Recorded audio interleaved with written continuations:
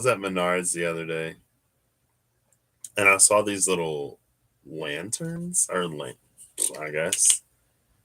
And they also do like campfire, candle flicker. They flicker. And I was like, oh, who am I? The hermit. Oh my gosh, now I'm the hermit from the Wild Unknown Tarot, right?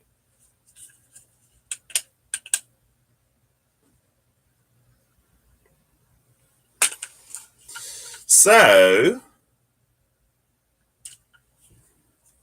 anyway, these are actually like kind of nice. Am I gonna? No, I'm not. Hey Siri, we're live.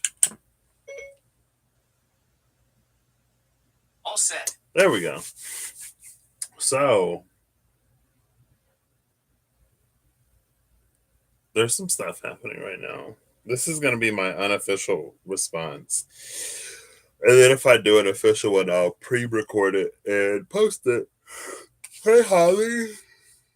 Excuse me. Is it Thomas the Train? No. Um, it is not. So it was today. Reem. I've seen both of Reem's videos about the new wave of masculine energy. I've seen both of Rob's, Kizzy Cat's, Eve's, Rhea's. I haven't seen Shada's yet because I just woke up. Yeah, I'm all right. I fell asleep earlier, and then something got me to thinking about when masculine energy was coming out, and I think it was Russ or Reem, actually. It might have been Reem that said it was either Russ or Reem last year at some point that said that masculine energy had been sent to like the corner of the universe or something and was getting worked on. And then I remembered that in the Mystical Dream Tarot, I think it was the King of Cups energy that came out and the Eight of Cups came out, or the other card, I forget what it is. Um, and it was about like there was something that masculine energy was doing within itself to make itself whole or whatever. I would have to go back. I think I was like, excuse me. I was watching the collective reading that Cindy had posted when I fell asleep. I watched her Taurus reading, and then I had came in on her premiere, and then I rewound it to the beginning, and I was like, sleep. I was already falling asleep before that.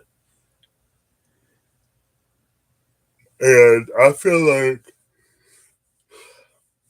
my Saturn return is starting to kick in. So I am not any collective good right now. It was the day before yesterday. Or was it yesterday? It might have been yesterday. I was at work and I was fine. And then I started to just like go into my head a little bit. And then at one point I realized, I was like, oh my gosh, I know what's wrong with me. And I sent Reem a message. I was like, my bye-bye wound is triggered. And then as I was leaving work, like there was an Arby's and the AR was like not lit on the sign. So it said BYS. And I was like, oh, buys. Oof. Wow, the universe is really hammering it in on this one. Um, and it's funny because there was so much of like, you're not who you used to be. And then like this old wound gets triggered. And I'm like, okay, I see y'all. But I also I'm glad there was so much of "you're not who you used to be" for me to navigate where I am now. So okay, so I looked at a video that I did on June 8th, I think. Was it like the 18th? It was in June. There were two videos I did when the masculine energy, it was like feminine energy was healing and masculine energy was healing.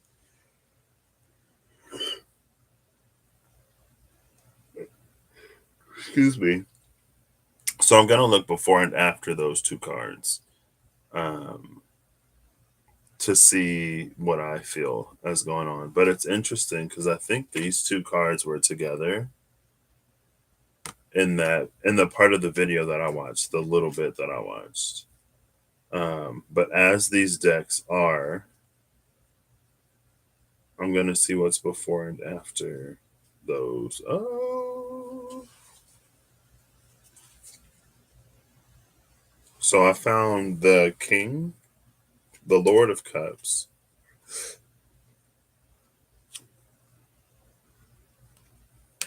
I'm gonna see if I can find the other one. It would be cool if it was like in the other deck or in the other half of this deck. But I guess it would also be cool if they were on the same side. They're not. Okay. So this was the side between the Hangman and Temperance. I guess I'll take that.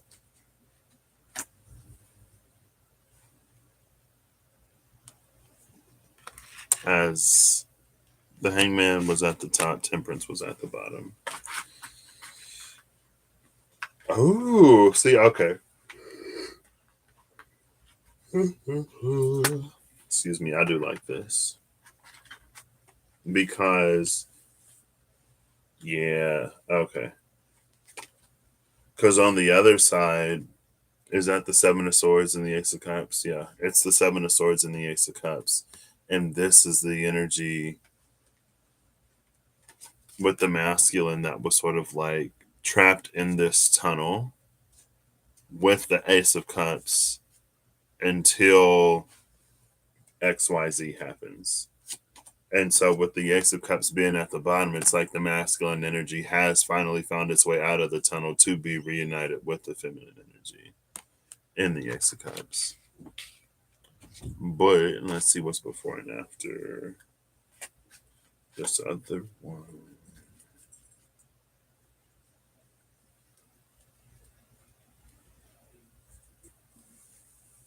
Here it is.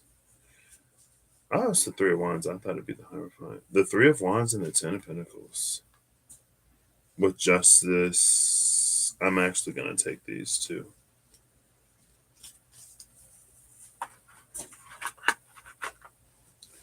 So it's the Lovers and the Three of Wands on the same side as the Spirit of Swords before.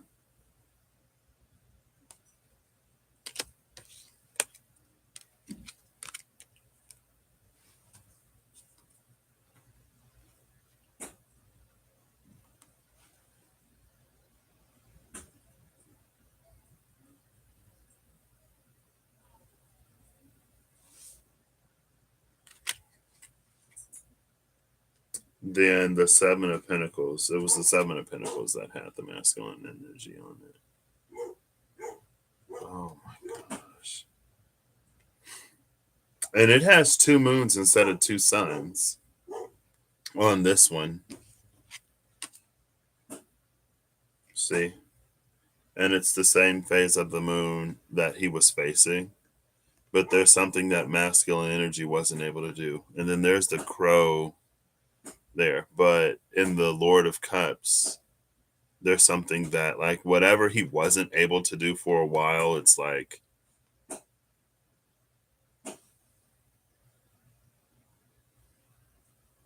that is so distracting.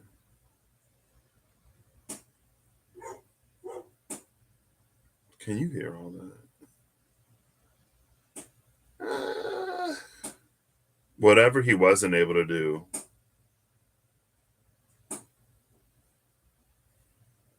he's been doing.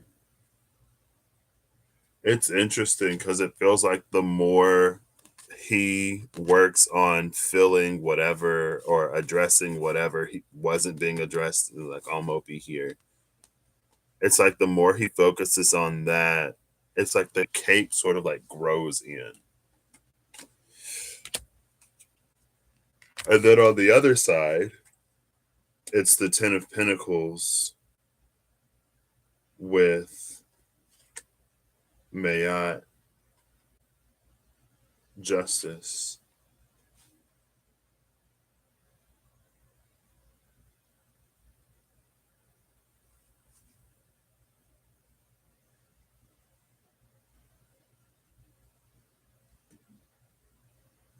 Yeah, it is a pretty strange lover's card.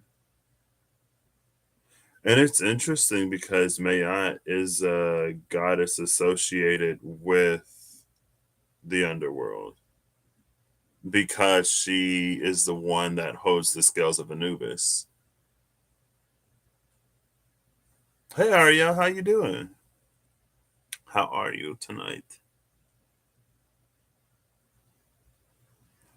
And I say that's interesting because I had a dream the day before yesterday, and I don't remember why, but a bunch of like gods and goddesses were gathered together, kind of like as a reunion. And I think they were like celebrating something, I don't know. And then towards the end of the dream, there was a goddess who I thought it just felt like she was a goddess of love, but she was also associated with the underworld.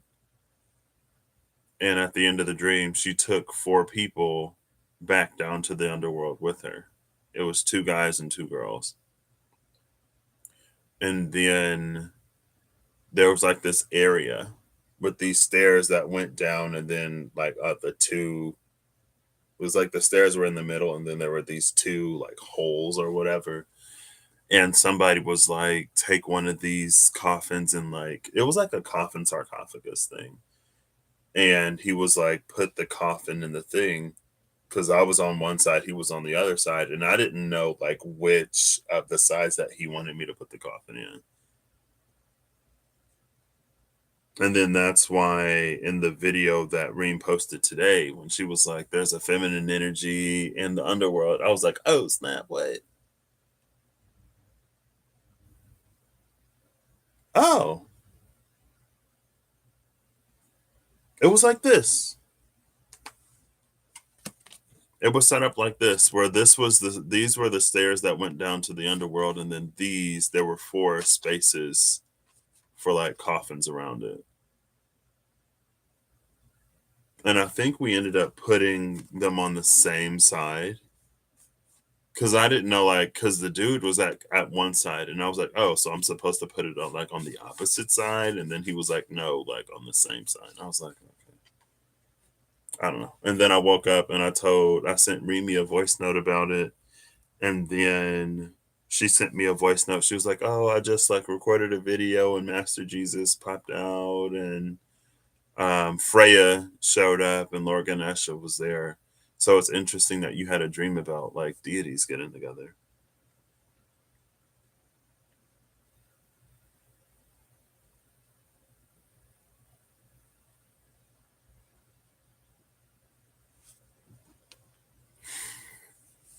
Absolutely.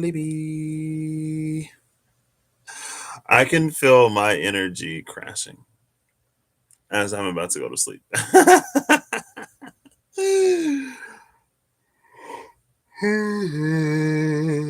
Excuse me. Super wild. Literally was just in an intense lightning storm. What?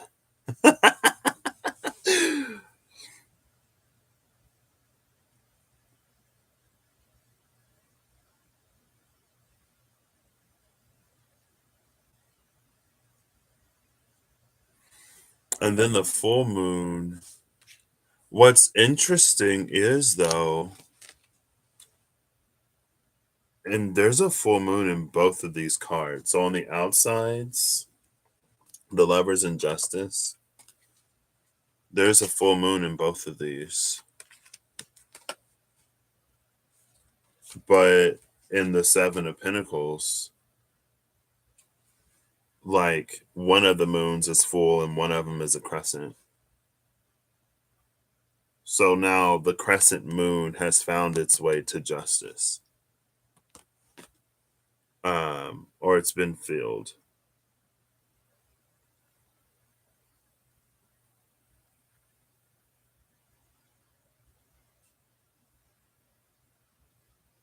It's also interesting that this card is the Seven of Pentacles because that's the one that came out. It was the Seven of Pentacles, the Tower, and the no, the Seven of Pentacles, the Hangman, and the Tower that came out a minute ago. Uh, that was all about putting us in a space to do the things that we never would have done before. And in doing so, it was like setting us up for experiences that we've wanted, but for some reason haven't been able to achieve. And again, it's interesting that these came out on the side of this masculine energy finally making its way out of the tunnel and meeting or finding its way, meeting the feminine, right?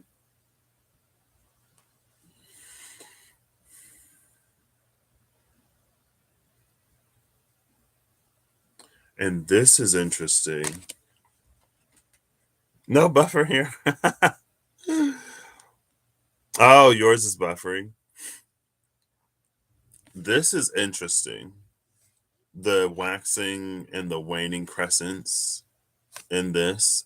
And that's interesting because when I use the wild unknown, when I put the deck away, I think the Nine of Wands and the Moon card came out on the final shuffle, and they were opposite phases of crescent moons.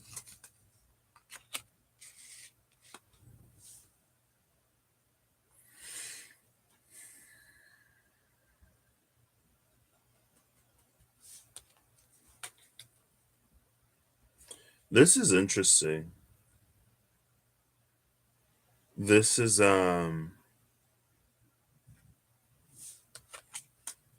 it feels like masculine and feminine energies were having intimacy issues. And so they went to some grand counselor question mark because like masculine and feminine energies like could not integrate, and that's also a full moon, but that's when masculine energy only had one full moon, right? So maybe it was all in the head of masculine, or like masculine energy got into its own head, and whenever masculine energy gets in its own head in intimate situations, it can make performance difficult, which is interesting because today Rob talked about impotence or feeling impotent when one can't provide how it like triggers masculine energy, right? When masculine energy feels like there are things that it should do as a masculine energy that it can't do, then it makes it unable to perform, makes it difficult to perform. And it's like it feels like that was difficulties performing, and then they go to this energy, like, she's like, we're having issues. And he's like, you can't just tell people that we're having issues. It's gonna make the issues worse.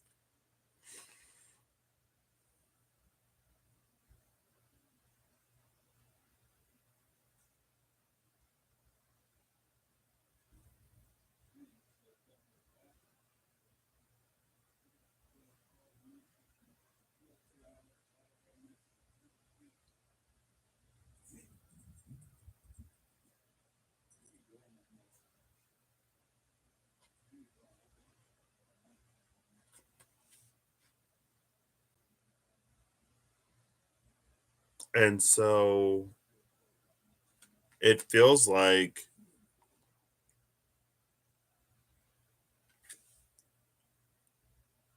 this energy, the solution that it gave the couple was the scarab beetle. And that's interesting because scarab beetles are associated with Egyptian mythology, or just like Egyptian pantheon mysteries in general. And at least the Eye of Ra, they might all be Egyptian, I don't know, but this one is at least tied to that. I feel like my ability to communicate is like decreasing rapidly. Let's see.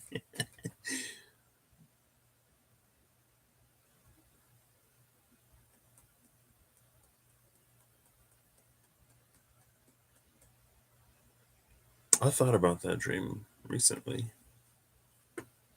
I think I actually thought about that dream after Remy posted her first video. I had a dream a while ago. Um, that, and I titled the dream, it was like Return of an Old Feminine God or something like that. And there was an old goddess who had came back and she was going to kill all of the men.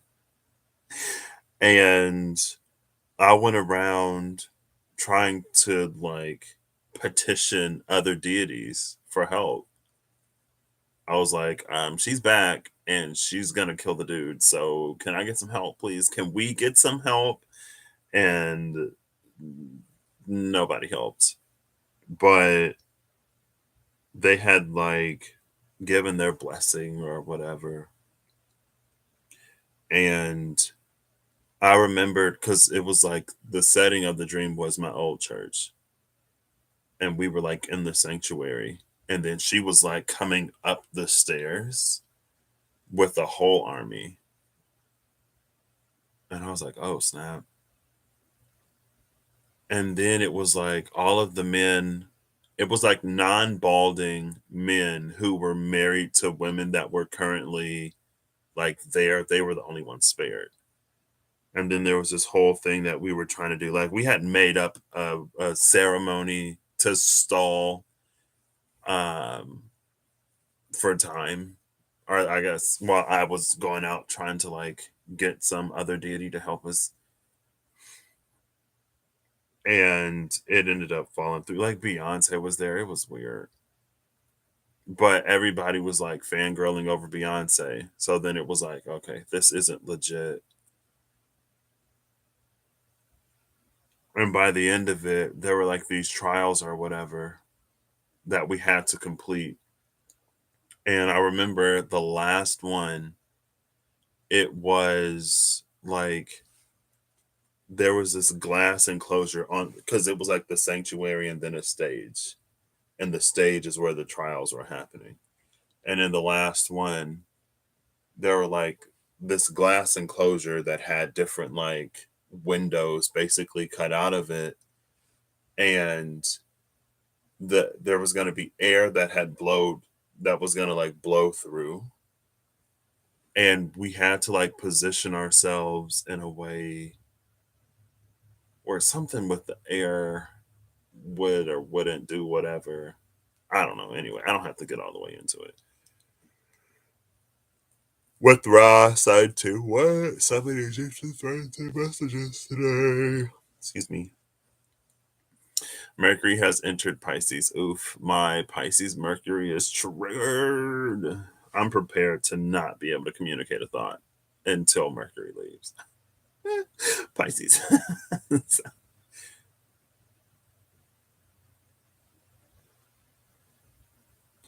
And I was watching Cindy's Taurus video, and it made me think of trees. And it made me think of Asmodel, Angel of Taurus, in the Angelarium, who's come out the last few times I used it as a tree. Because a tree, it's something that's like rooted in the earth, but it grows and expands upward to the heavens. And it's like it maintains its connection to both. The roots pull up nutrients from the soil, the leaves pull in gases from the atmosphere. And then within the tree, all of that processing and transportation and whatever happens so that the whole of the tree is sustained. And I mention that because of these four trees that are coming from this void space. But anyway, it feels like whatever advice this energy had for these two energies, it read as very cryptic, being represented by that scarab beetle, right?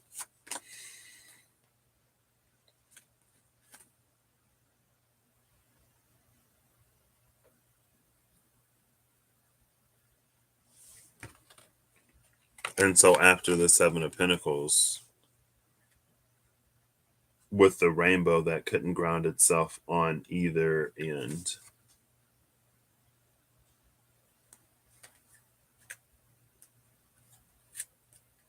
it's the Ten of Pentacles and Mayat. So it still feels like there's a bit of mystery here. Maybe it's solved on the other side. Because this isn't necessarily telling or informative of like anything. All of this is happening like in the dark, in the void space, in some cosmic. And I guess, that is interesting because it was the message. I can't remember if it was Reem or Russ again, but it was like, I think it was Reem. That masculine energy had been sent to like the edge of the cosmos or the corner of the universe while it was going through its healing or whatever. And this is very much so happening like out in space.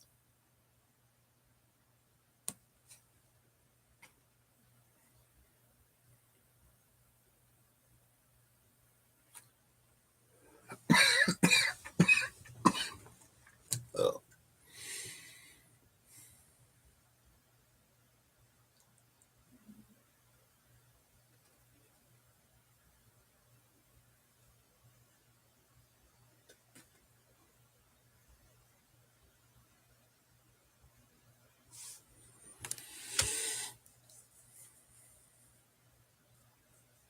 So if we come over to the other side, we get the Ace of Wands and the Spirit of Swords.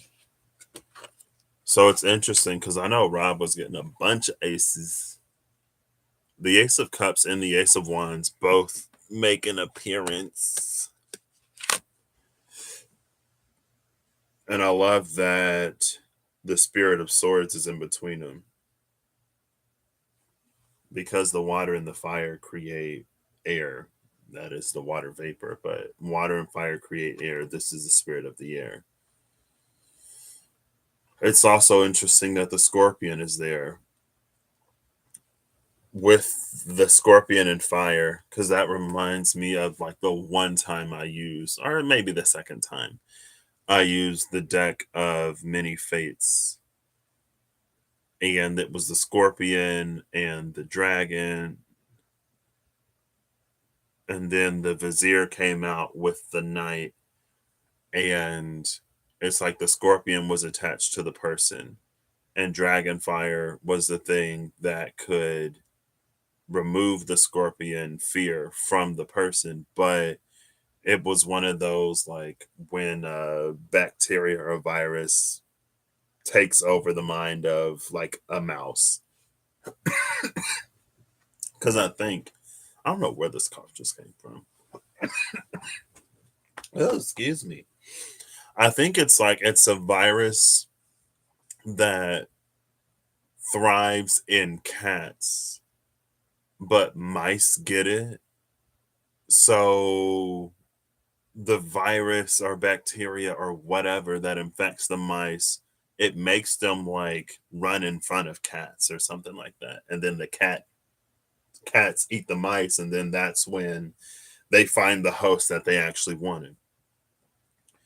Um, but anyway, so it's like the scorpion somehow finds its way close to the heart of us. I don't have the deck anymore. I just saw the deck. I didn't use it.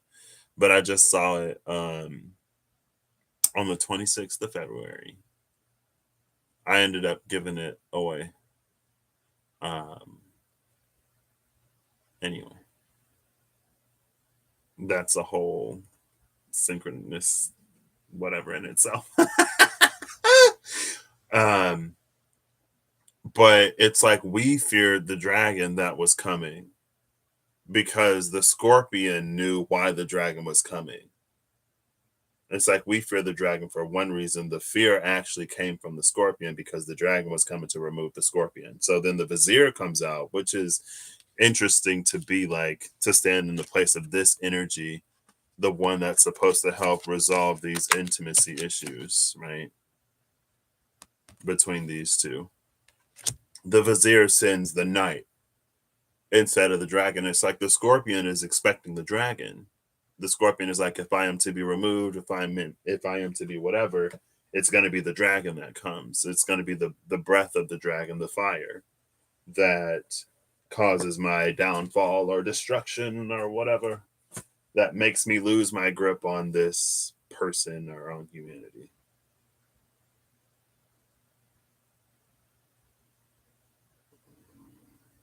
Speaking of,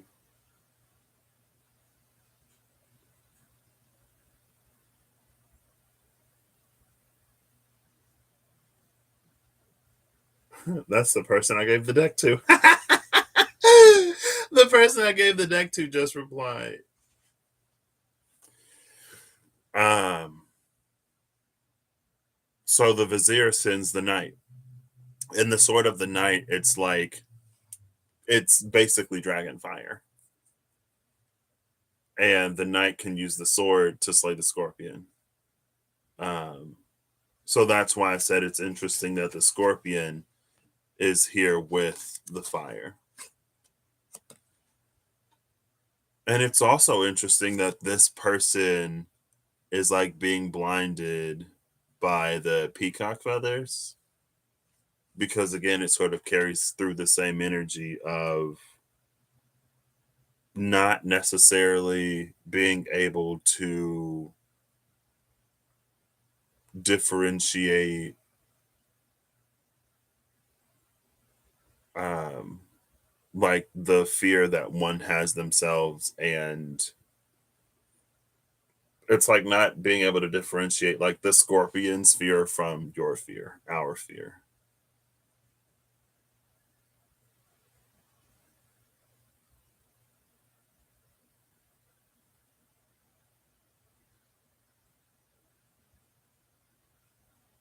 This is actually gorgeous because again it's like with these intimacy issues with masculine energy being like trapped in this little like vortexy whatever, again with this hanged man energy, so masculine energy was kind of sort of going through it because this feels like a whole healing process. This is part of whatever this is that masculine energy needed to go through. And it's also interesting that this what eclipse moon or full moon or whatever down here carries like similar colors to this up here. Um, but then again, like it emerges and they're able to like embrace, and you see the flowers in between, you know, imagery, symbology.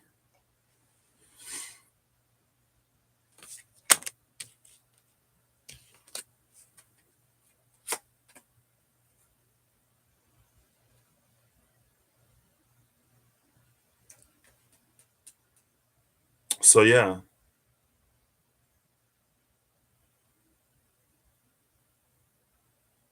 it looks like I'm gonna read the Spirit of Swords. Um, but with that being taken into the underworld sort of energy, it feels like it blossoms or grows anew there. And that was, who was that? Eve? Eve. Was that Dumbala? No. Yes. No. Somebody said something about, maybe it was Kirsty, about the snake. Maybe it was Eve. About when the snake sheds its skin. I think it was Eve, because I think I watched it, like half of it on my first break today. When the snake sheds its skin, it becomes more of itself. It doesn't change. And it's that, like, no mud, no lotus. It's like taken into the mud to bloom from the lotus. This is no mud, no lotus, and the jewel is in the lotus. That the jewel is in the lotus is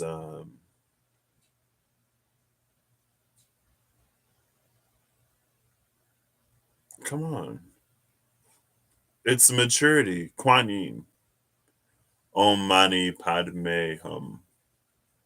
The jewel is in the lotus. I believe that's Om Mani. Om Mani Padme Hum. Right.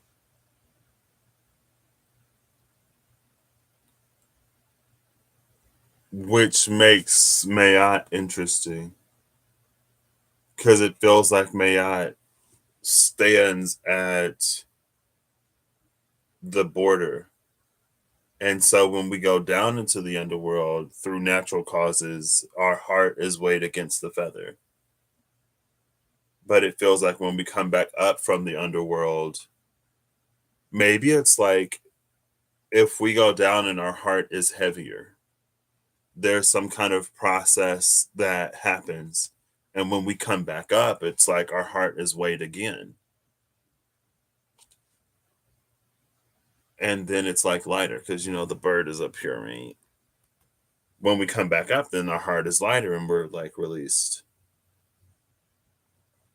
And masculine energy is able to rejoin. Um, it's,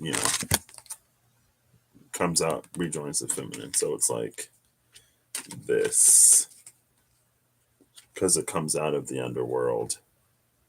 And then it's like, where's my girl?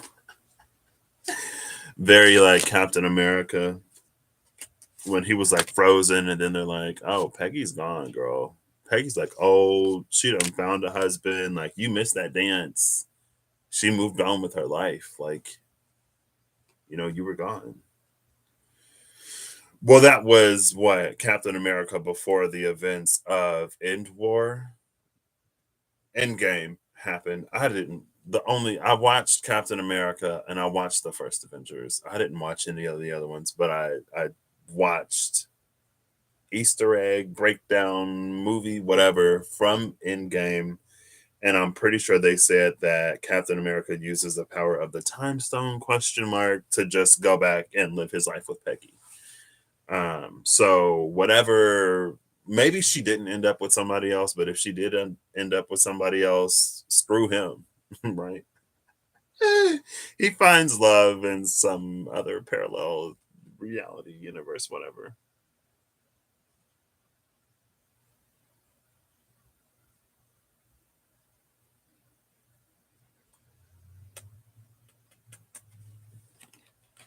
And Rhea also mentioned the fire and ice creation of the world. Um, Beyonce was in the animated film Epic. What?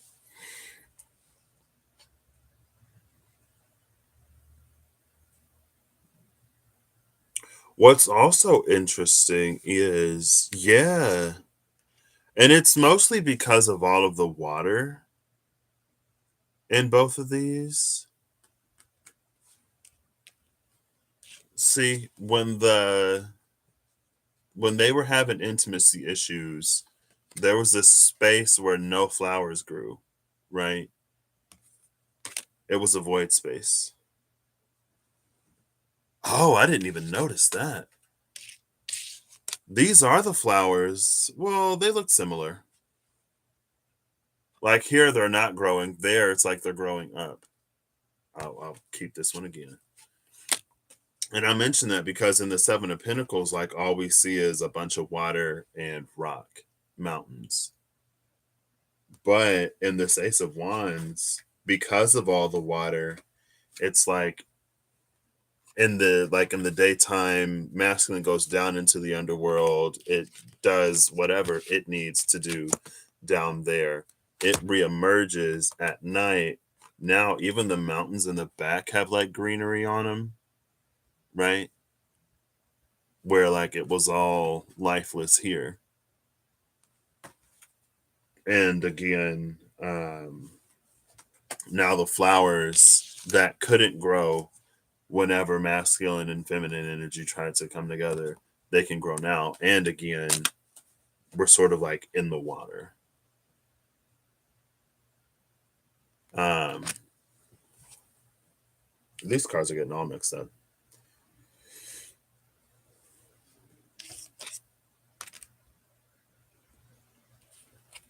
And so this is interesting. Excuse me. Oh, snap. Okay. I haven't seen it, so I wouldn't know, Holly. Um, this is interesting because, like, with temperance being the both of these are kind of sort of waiting, right?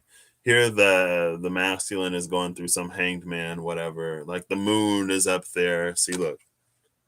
Oh, look, that's the full moon.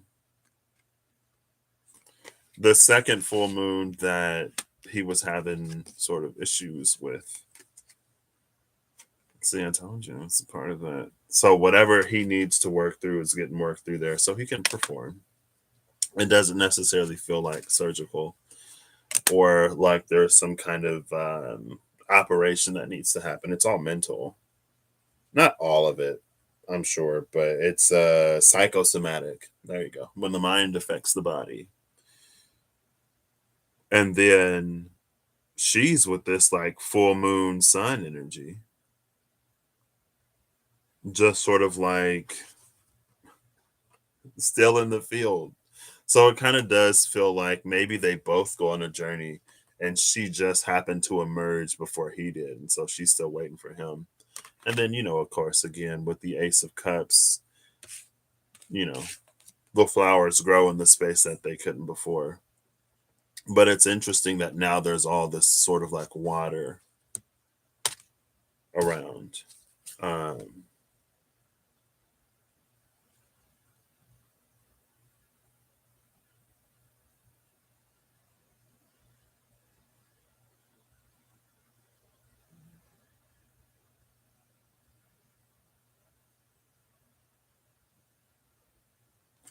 this makes me think of the Ten of Swords. I'm actually going to try to find it as maybe some of what does it matter what masculine energy went through, or it could be what it's going through. It reminds me of the Ten of Swords because of that lightning. Oh, it's literally right here. Is this the card? No, never mind. What card was that? That card is in the other deck. It's not Judgment.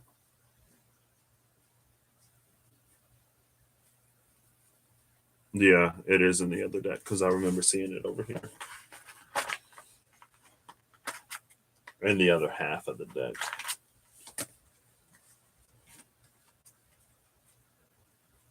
Not necessarily. Yeah, it is Judgment. The Ace of Pentacles. Look at that, a third ace. Okay. Every ace has appeared except the Ace of Swords now.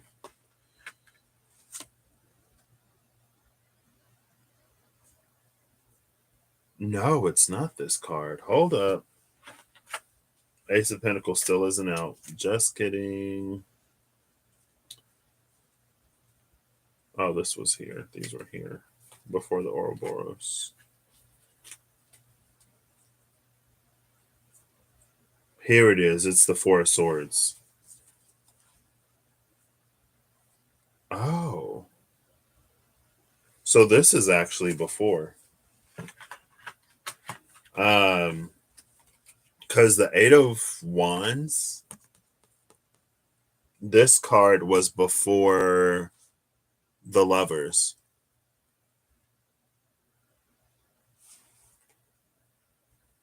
It reminds me of this, the Lord of Cups, because of this energy coming out of his hands, the lightning, and the Four of Swords. It's like there's this. Let's see if I can get it. The lightning comes up from this individual and then works its way around and opens up this pathway here. And it's very like adjacent. It's like if you follow the natural course of things, the boat will just naturally go into this sort of tunnel. But it's this that actually opens up this branch pathway. And maybe the branch pathway is the exit to a cycle. It's when masculine energy can actually step out of this sort of portal to reunite with the feminine energy. Instead of just continuously, it's like going down there and then you'll end up at this space again and you just like keep going down the same path. And it can probably feel maddening if you're consciously going through the same thing over and over. But there's something that actually triggers this branch pathway opening up. And again, it's something that this masculine energy has to do for itself.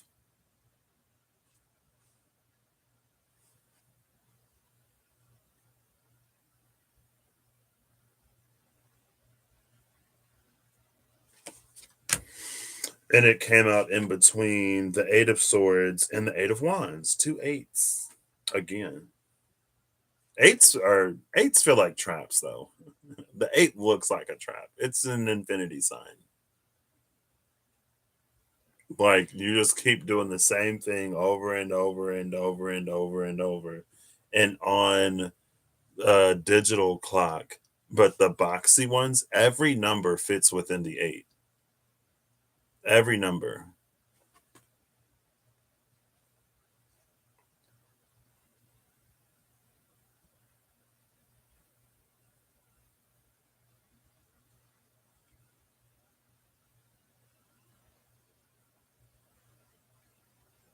This is so interesting.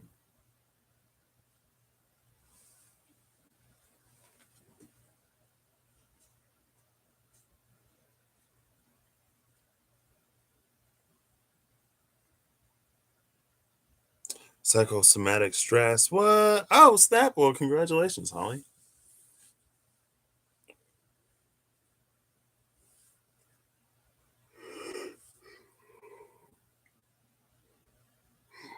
Excuse me. And emotional traumas can read very like water, right? This is happening in the water. This is the Lord of Cups water. Um,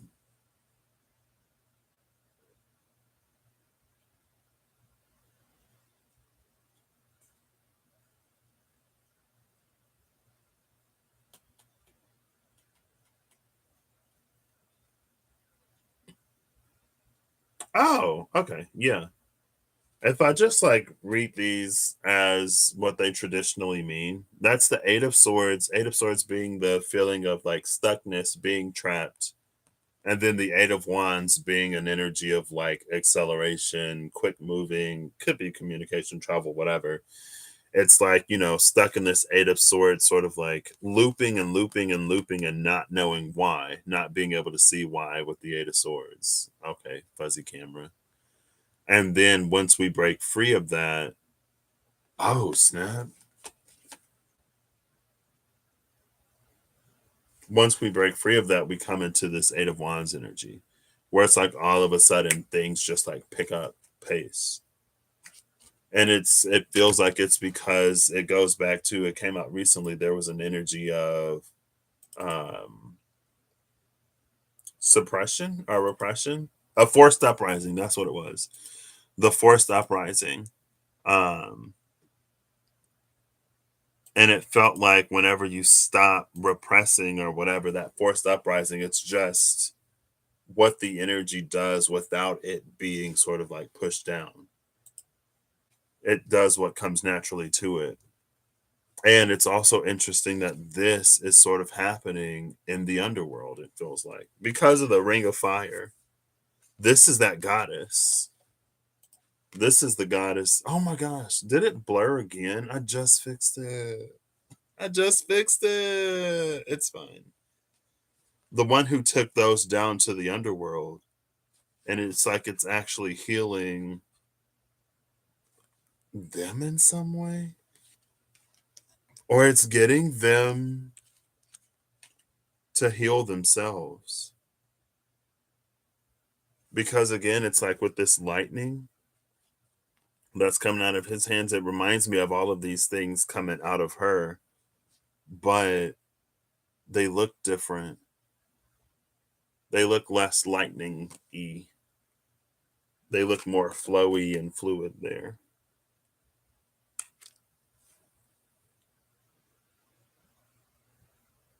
And I know Rhea, like the second half of her title was Matrix Crumbling. And it doesn't feel like super matrixy, but it's just like, again, it feels like the tendency of the divine to, whenever we encounter a roadblock or whenever we encounter a challenge, sometimes,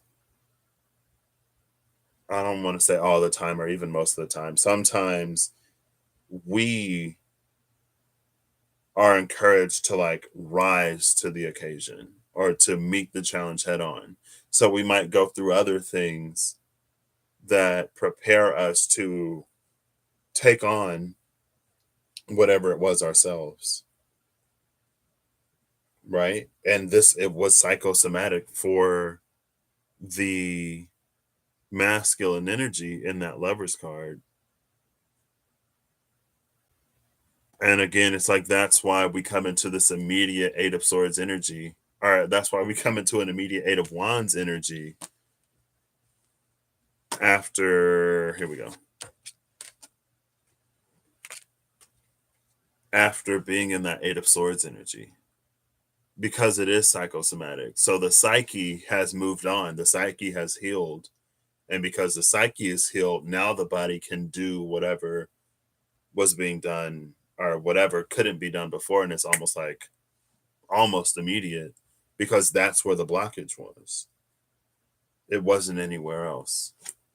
Um, and so this psychosomatic energy, it could be like what our spirit wills and desires versus what it is that we actually experience or embody.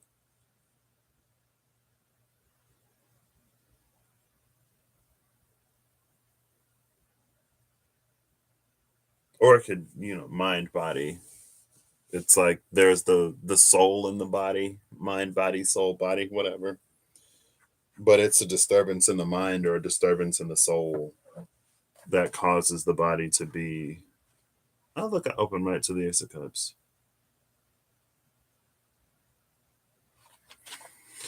Um, I'm looking for the Spirit of Swords. Oh, there it is.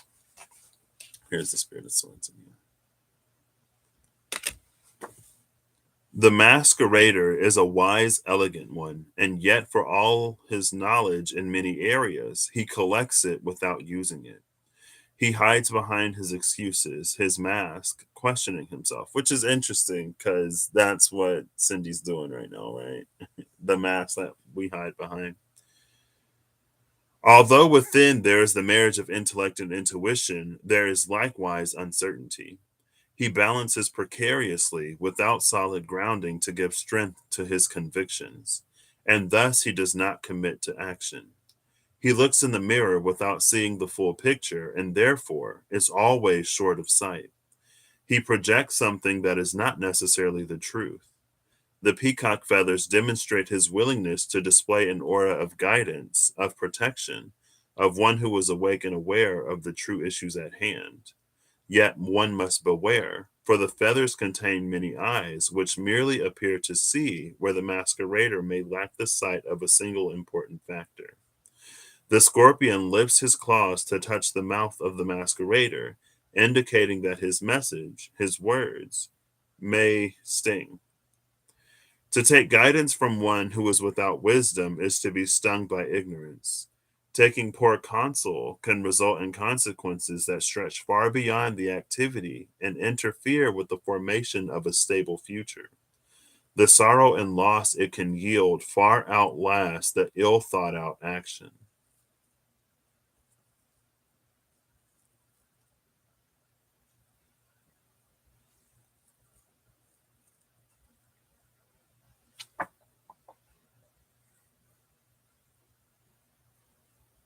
I think I thought about, um, was it Cupid and Psyche? Maybe not.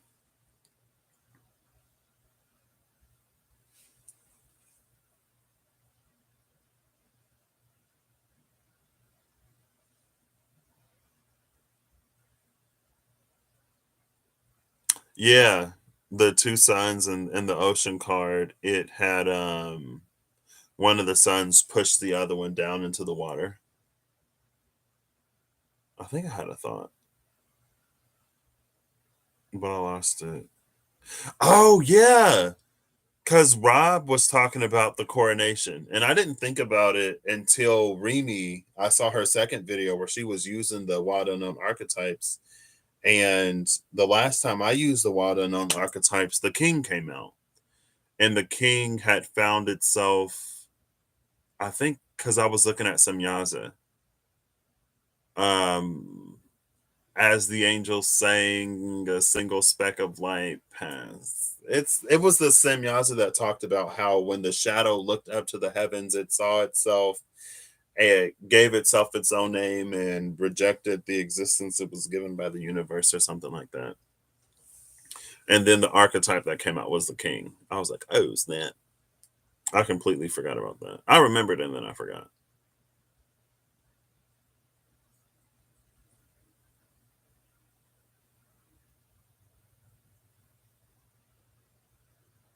But that goes back to, I was watching something today, and that reminded me of the tree.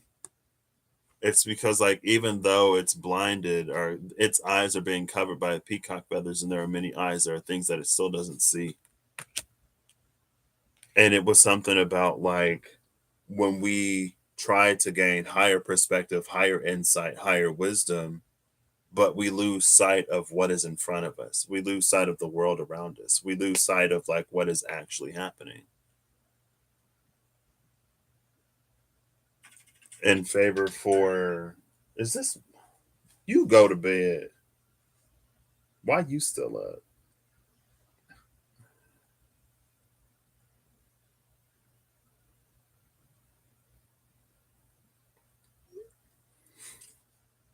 It's like we prioritize other sight above physical sight, when it's like sometimes that sight, what you get from the third eye or from the crown, it can be from the space of limitless potential and possibilities. Not all of them will necessarily become reality. So it's like, don't get overly attached to something because it may not necessarily play out in the way that you thought it would. And as intuitives and sensitives, we can, it's like when you learn that your intuition is like right or correct, or when you experience foresight coming to pass, it's almost like it forms not a dependence on it, but where it feels like we see it as ineffable. But life is continuously happening. There are many, many, many factors at play. And at any moment, something can change. Something could change to the point where what we foresaw isn't what actually happens. And then it's like we're left in a sort of space of, I don't want to say dumbfoundedness, um,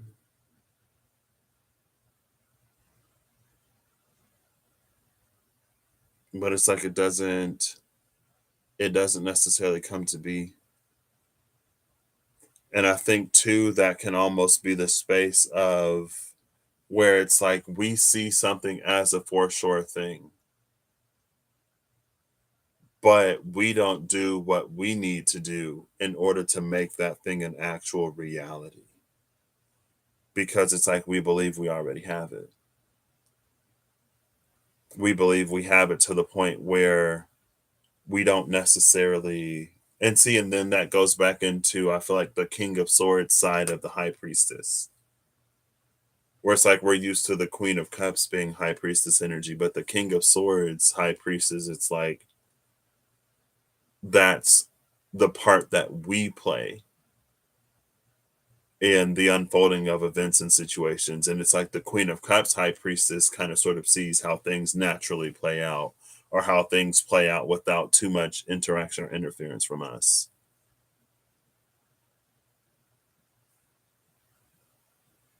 And again, it does feel like a sort of dependency on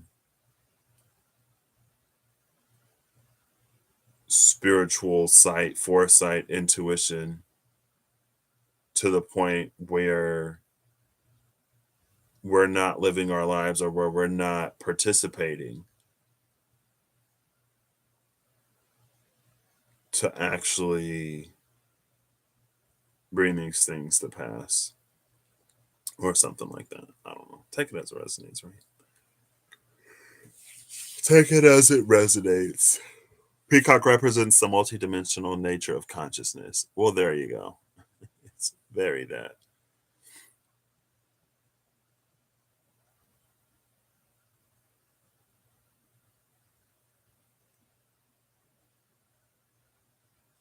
Oh, that's what. And I don't think it's actually in the Bible, because I looked it up. It's like, don't be so heavenly minded that you're of no earthly good, or something like that. It's not to be so heavenly minded that you're no earthly good. And my mom, we actually, I think the last time I went to get my hair done, maybe, or maybe that was also on the 26th of February, the last time I saw the deck of many fates. My mom said that because we were talking about something in the car. Don't be so heavenly minded that you're no earthly good. And it's I feel like it can be really easy to be of no earthly good. Um, and that would also be why masculine energy is at detriment. Like feminine energy would be strong. It would be really strong in the intuition and the pursuit of sight, the pursuit of knowledge, delving into spirituality, exploring connection. But the part where we actually put that into play, where we live that, it's weak. That's why it can't perform, because it's like we receive, but we don't necessarily do. And so it creates this disconnect. It creates where the tree is like connected to the roots, but where the tree has the roots connected to the earth and the leaves connected to the sky. It's like there, the feminine energy would be the leaves connected to the sky, sort of taking in all of the gases and participating in this exchange up here. But when it comes to the roots, there's an issue. And that's where the water comes from. I'm pretty sure in trees, water travels up the xylem from the roots, and it carries the water all throughout the tree. That's why all of this is happening in water.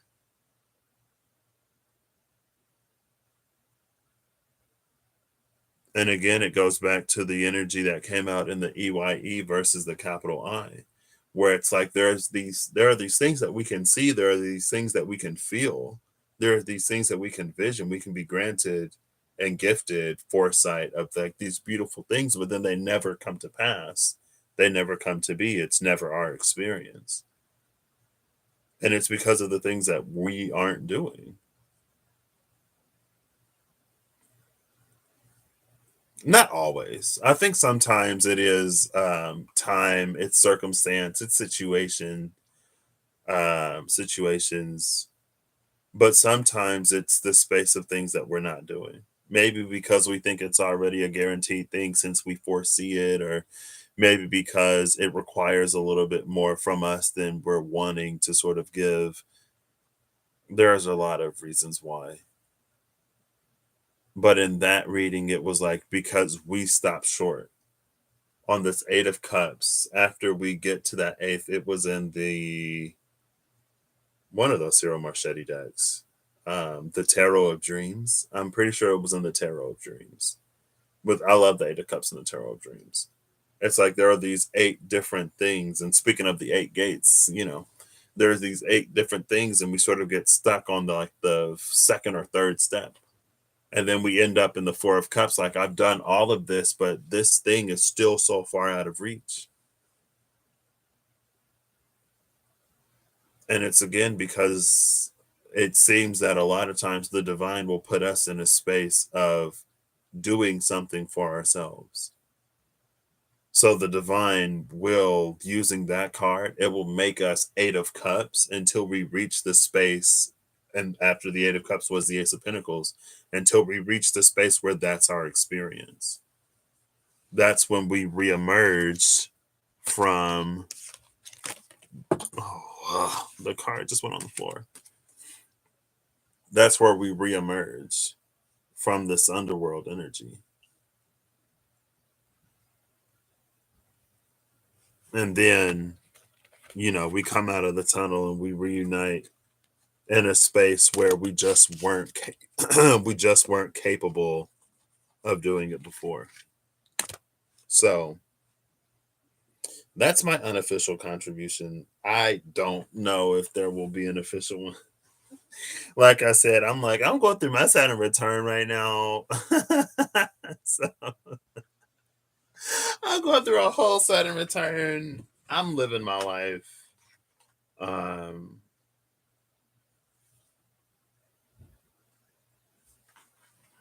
but yeah, I don't know. I do want to shuffle these though.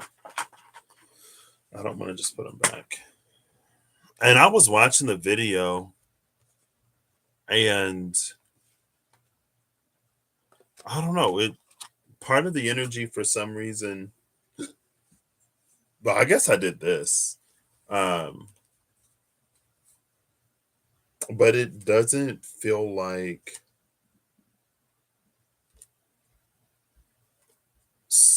I don't know.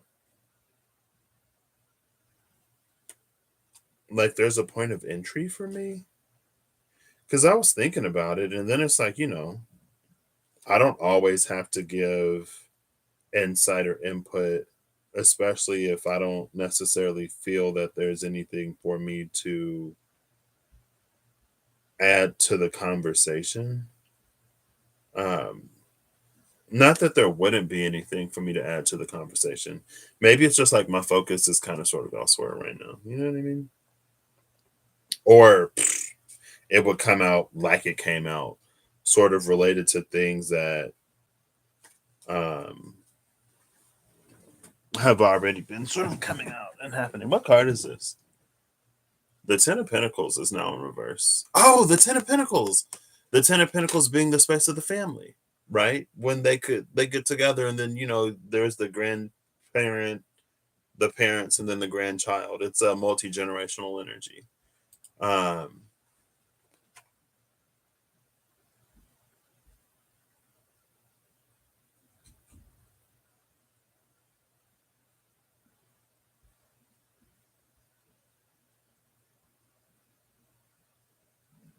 which is interesting. It's like if this is you, This is your paternal grandmother, your paternal grandfather, your maternal grandmother, your maternal grandfather, and sort of like all of their lines, all of their legacies, like family trees. And so it's like within the self, there are the blendings of all of these energies. Like beyond your mother and your father, half, there's your mother's mother, your mother's father, your father's father, your father's mother. And all four of those sort of condense, or they find union in you.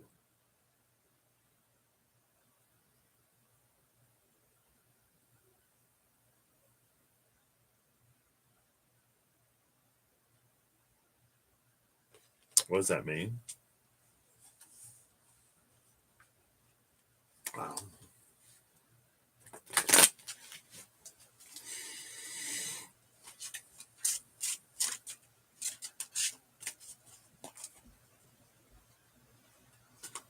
Um,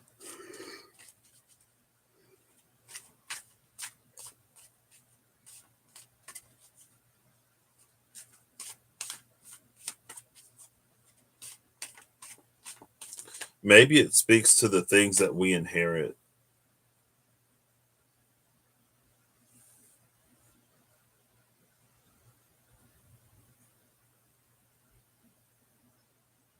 And I guess inheritance is an energy associated with the Ten of Pentacles through like multi generational wealth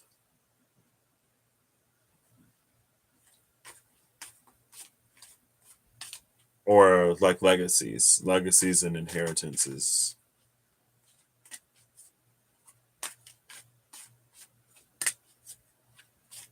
And we inherit a lot of things, not all of them necessarily good, not all of them necessarily tangible, not all of them bad, not all of them intangible.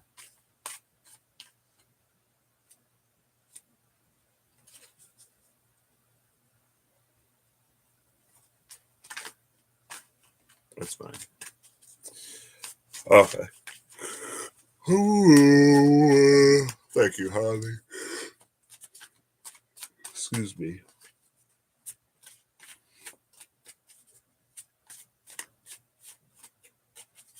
Okay, can I get a final card, please? I'm just gonna split the deck here because I gotta split it anyway. So the left side of the deck is gonna have the innocent at the top, and oh, the three sisters. Well, the mother, the three sisters, and the mother of the three sisters. Is that the four? Oh, it's the Four of Cups.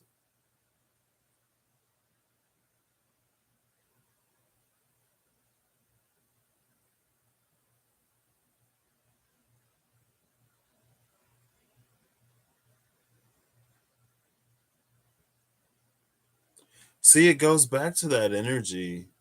Um,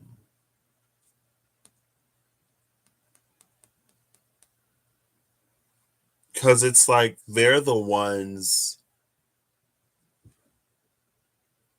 Was it Eve?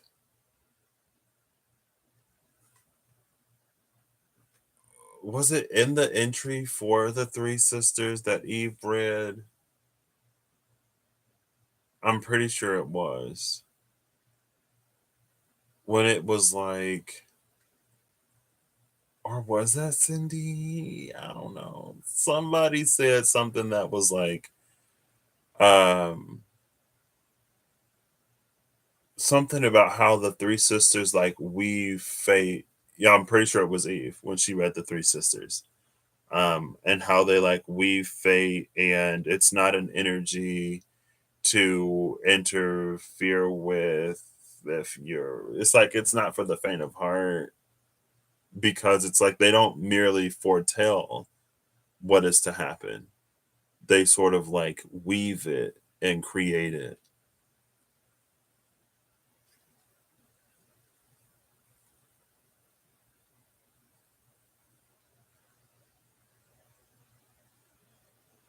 And so again, it kind of sort of goes back to that energy of like,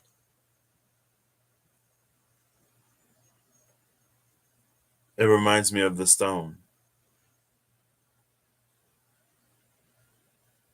and how when the crone gave the stone was just a stone. The stone didn't become a ring until it's about the story with the princess and the frog. The stone didn't become a ring until the princess and the frog were getting married. And so, and again, it's like that goes back to that's why it's like don't tamper with fate unless you're ready to see far beyond the limitations of your desires. Right. It's like I want a BMW. That's a car. Is that a car people want? I don't know. It's like I want a BMW, so I'm going to alter my fate to get this car. And it's like it's complicated. There are a lot of intricacies, there are a lot of minor details, there are a lot of meetings that have to happen and this that has to occur in order to get whatever. It's not as simple as just like, you wake up one morning and the keys are there and the car is outside. And if you do wake up one morning and the keys are there and the car is outside, well, did you enter some kind of sweepstakes and win? Like, did somebody that overhear you saying how much you want a BMW and so they decide to like gift you one? It's like, how does that come to be? How does that come to pass? How does that thing make that transition from spiritual to reality, from the subtle etheric to the dense physical?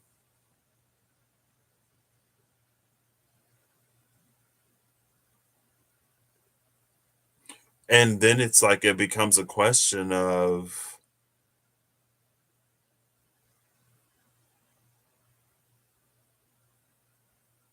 it's like, well, did this Nordic energy put masculine energy in that tunnel? And I think that's also the interesting or complicated thing about the Norns and fate or destiny. Because it's like how much of it is created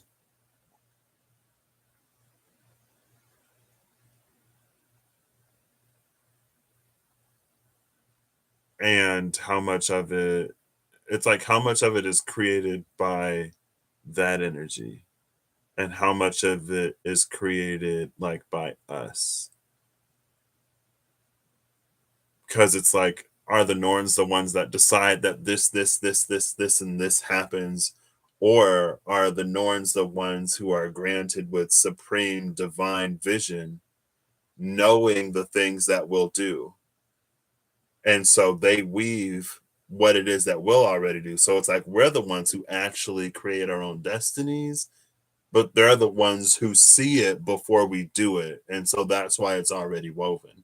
But it isn't necessarily woven because they create it and now we're forced to follow this thread that was pre woven. I don't want to keep saying the word woven. It's like, was it created and we just follow what was already written? Or was it just foreseen? You know what I mean? Or is it some combination of the two? Or is it some other factor that I'm not even aware of? Who knows? I don't.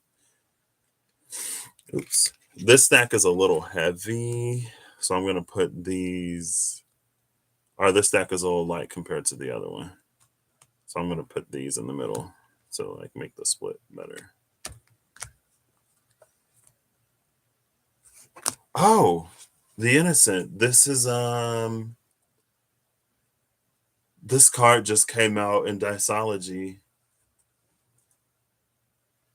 The conception of innocence, preparing to welcome something big, and I forget what the other one was. But there's four of them here.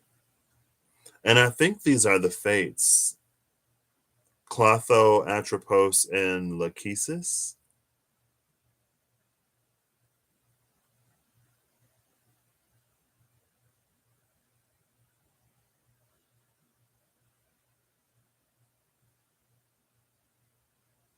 One who spins, one who measures, one who cuts.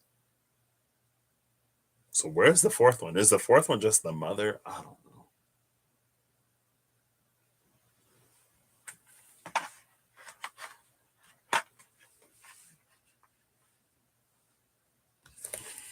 On this side, it's the Ace of Pentacles. There's that Ace of Pentacles. Bottom of the deck. It's the Lord of Cups. The Ace of Pentacles and the Lord of Cups.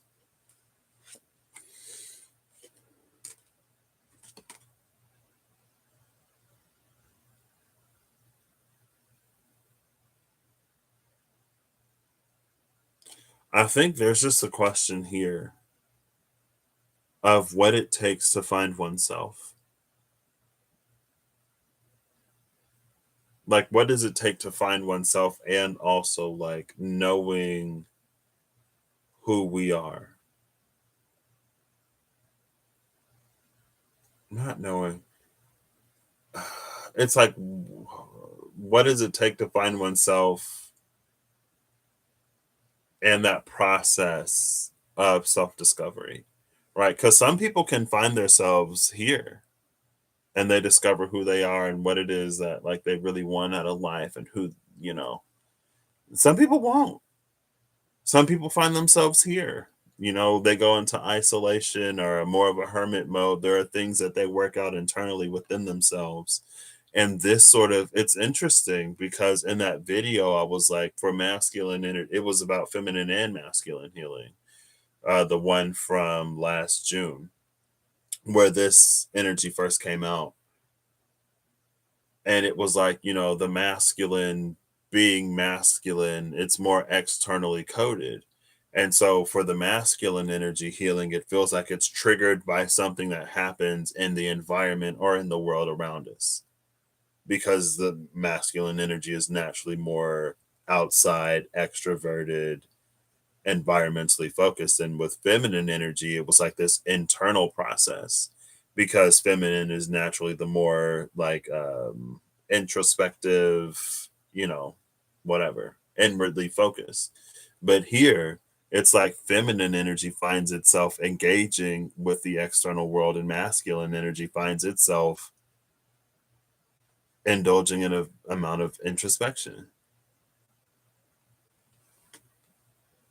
And for some reason, it makes me think of when Rhea said that what fire can be feminine and ice, water can be masculine.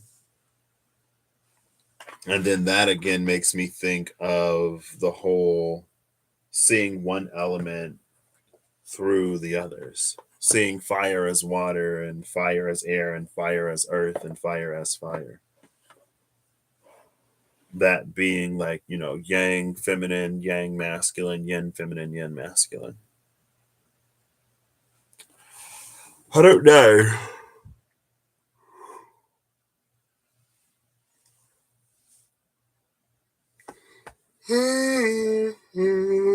Excuse me. Um, Lauren's brought a lot full circle. I didn't see hers.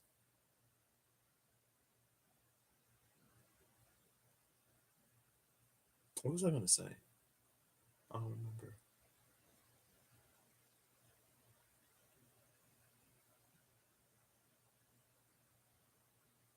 But yeah, I guess that's an interesting. I guess that it's something worth thinking about.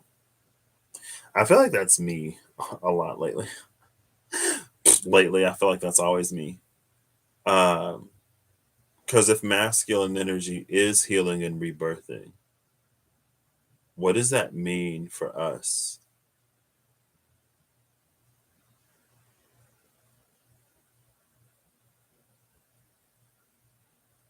And I would assume it's easy to say that that would be the way that we interact with the world. So the way that we interact and engage with each other and the world at large is going to be changing, because masculine energy is changing, and the way that we maybe go about acquiring the things that we desire is going to change, because masculine energy, especially more typically, is the one that goes out and gets. And that goes back to the sort of impotence that Rob talked about. When masculine energy can't provide, then it feels sort of less than because, well, I feel like that might be more because of what we've said masculine energy is more so than what it actually or like what it more naturally is, but it could more naturally also be the provider, even though, and like lions and stuff like that, right? Isn't it the lionesses who go out and do the stuff and then I don't know. It's different, but in a more universal, less species specific way. What do these energies actually sort of like mean?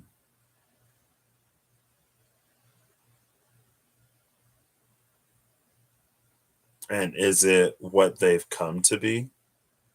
Or is it what they were originally sort of like created as? Because history has been a thing. History and norms and cultures, they've been manufactured in a way to promote whatever, right? To promote a more male dominated world. Men have been the ones who make decisions and who are seen as capable of holding power and who like go out and provide, and women are the ones who bear children, take care of the house, family, and a more, traditional gender role stereotypic way. But it's like, well, who's to say that women and feminine energies were originally created to be sort of self-servient in that way, self-servient in the way that a lot of masculine energies have sort of seemed to make them, right? I don't know.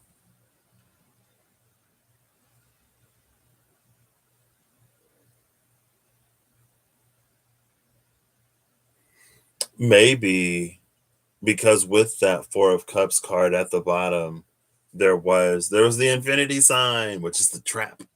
There was a one at the bottom with the little knot in the rope. And I was just thinking, because I didn't really talk about the innocent that came out. I talked more about the three sisters and the fourth mysterious person. Uh, but it could be that somewhere along the thread of humanity in general, there was a knot that was placed in it. And so now we're going through a process of unknotting it. And so then it would almost be like the Norns are returning back time in a way. So we revert to a sense of innocence, but it's like reverting to a sense of innocence in the way of like flowing into what things were naturally sort of intended to be. Where it's like even Hierophant energy isn't as it's like where the Hierophant is what the Hierophant was intended to be, masculine is what masculine was intended to be, feminine is what feminine wasn't intended to be. And it's not what those energies have become with years and years and years and years and years of time, influence, expression, or whatever.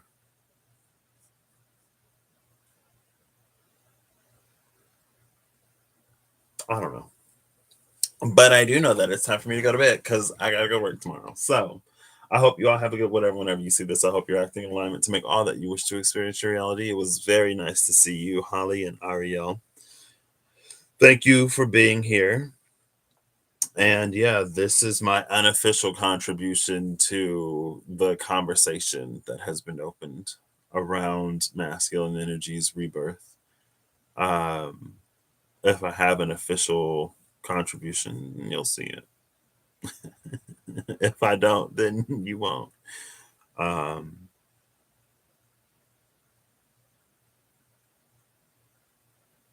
Maybe this was it. I don't know. I don't know. So, no problem. I'll catch you all later. Bye.